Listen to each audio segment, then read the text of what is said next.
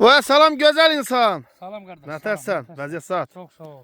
Çox sağ ol. Neçə başdır? Nədir bu? Nə məhsuldur? Maşallah olsun. Bu 400 heyvandır, 400. 400 baş heyvanlı dəyərli izləyicilər. Heyvan təcili şəkildə satılır. Buyurun baxın.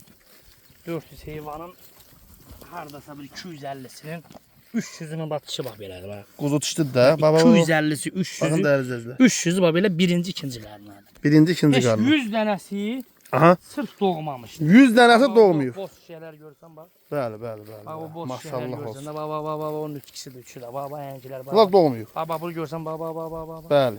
100 dənəsi onlar doğmuyor. Mayın əziz qardaş 12-sidir. Çəkilişimiz davam eləyir. İçində 20 dənə də bax belə toxum erkək. Bax bu maral nədir? Maral Allah'ın başına dönüm. Allah Teala yarattığı bir Bəh, gözəllik. bəh. Lokum Baba da toğuldan doğub. Bax bu bala aldı. bala aldı. Bəli doğub. Toğuldan eləsi var ki doğub. Qəşəng, Yetiyi də gözəl. çoxdur. Kim alsa Allah çox Heyvan verir. təcili şəkildə satılır. Bəli satılır. Bir Görsün 15 heyvanlarda. günə da 40'ına başlayırıq. İnşallah, inşallah. Allah dayan olsun. Görsün heyvanlardır. Bal bir bal.